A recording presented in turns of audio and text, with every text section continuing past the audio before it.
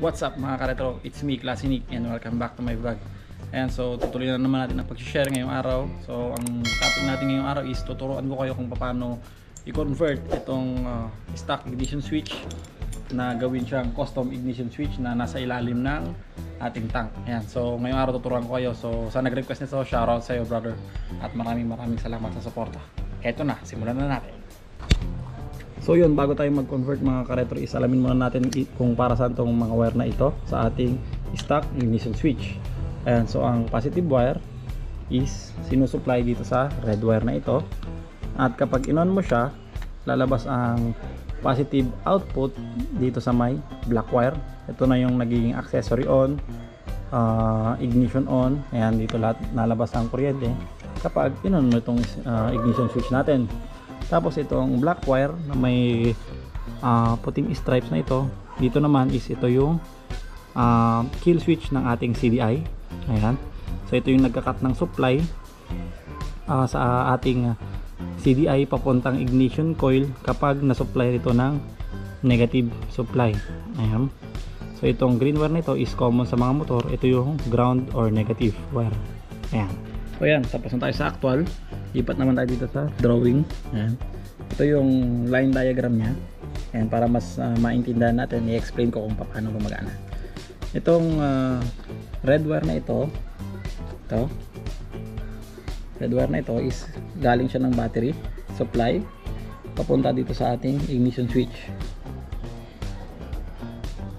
Ayan, ignition switch, ito yun. So red, ito yung supply, positive supply papunta dito. Kapag i-switch on mo siya, lalabas yung output papunta dito sa linyang to, which is yung black wire. Ito yun. So ito yun. Kapag in-on mo siya, lalabas yung output dito. Yun naman ang magsusupply sa ating mga ilaw, busina, signal lights, at other accessories. Pati na rin yung ignition on natin. And then, yung isang wire pa sa ating stock ignition switch, which is itong black and white. Ito naman yung CDI kill switch. Ayan, so papunta to ng CDI.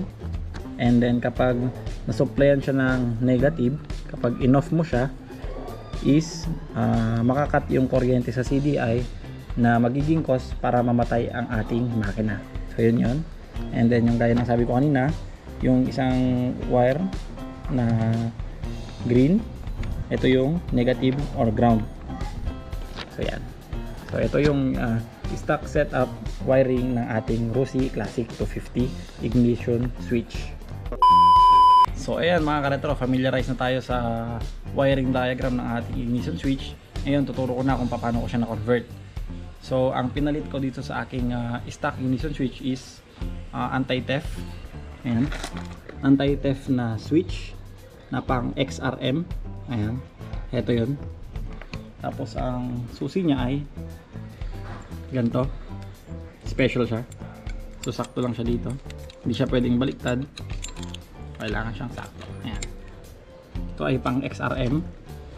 Tapos mamaya is ituturo ko paano ko siya winire. So ang bracket niya ay flat bar lang. Ito yun, ginawan lang siya ng flat bar na nakabend, tapos nakatornilyo lang siya ng dalawa at kinabit siya dito sa may bracket. So hindi mo na kailangan magpa-welding dito sa frame ng ating Classic 250. Pagawa ka lang ng bracket na nakaliko na ganyan, tapos ikakabit lang siya dun sa bracket ng ating busina. Ayan, ito yung itsura niya mga ka-retro. So yung pinalit kong ignition switch mga ka-retro is parehas lang siyang 4 wire. Ayan, 4 din ang wire niya. Pero kinonvert ko siya at ginawa ko lang siyang 2 wire. So sa connection naman ito, hindi ko siya nabaklas ngayon kasi may pupuntahan kasi ako ngayong araw. Pero makikita nyo doon sa isang video na ginawa ko yung DIY switch and custom kill switch. Ayan, so isang video ko yun. Ito yun mga ka-retro. Yan, makikita nyo yung connection niya kung paano ko siya kinabit. Pero ituturo ko rin kung paano yung wiring diagram niya dito sa ating drawing. Ayan. So tingnan natin. So heto yung diagram ng ating custom ignition switch or yung anti-theft na ignition switch na ipapalit natin mga ka-retro. imbis na 4 wire siya kagaya ng stock, ginawa ko lang siyang dalawa. Ang pinagkaiba lang is wala na yung negative na ground wire na green, tapos yung CDI na black and white. So ang diagram niya is ganito na lang mga karetro. From battery, positive supply red, and then yung output or ignition on, accessories on is black. Ganyan na lang siya. Naging simpleng switch na lang siya na on, off siya, patay display kapag naka off, on ang supply kapag sinwitch on mo siya. So papakita ko yung magiging output niya kapag pinalitan nyo na siya at sinunod itong diagram na ginawa natin mga karetro. Ganito yun mga karetro.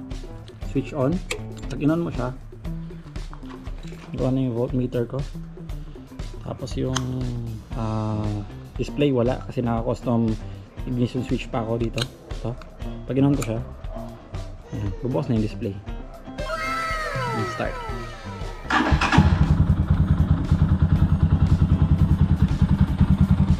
Ito yung aking setup. Since wala na akong kill switch, ito dito ako na siya pinapatay. Patay di display ko. Yan. Tapos off. Patay na. And that's it for today mga karetro. Sana nagustuhan nyo ang video natin for today. Kung paano siya mag-convert ng stock ignition switch into custom ignition switch and i-relocate siya doon sa ilalim ng ating tank. Ayan. So bagong lahat, gusto ko muna i-shoutout si Sir Elron Naranja, Sir Arnold Fuentes, si Brother Rev Bro TV or si Bro Aris Gilos. Ayan. And then Sir Dark Retro Motovlog. Ayan. And then si Sir Throttle PH from Team Mog. Ayan, shoutout sa iyo brother. At kay Legend of Omegeng. Ayan, shoutout sa iyo brothers. And then meron pa si Sir Laverne Vasallo. Siya yung nag-request ko nitong vlog na ito kung sinabi niya kung pwede daw ako maglabas ng video kung paano ako kinonvert ang aking stock ignition switch. Shoutout sa iyo brother at maraming salamat sa suporta nyo guys. So, ayan. So, hope you like my video for today. Don't forget to subscribe, like, comment, and share. Maraming salamat po at klase Nick. Hanggang sa muli.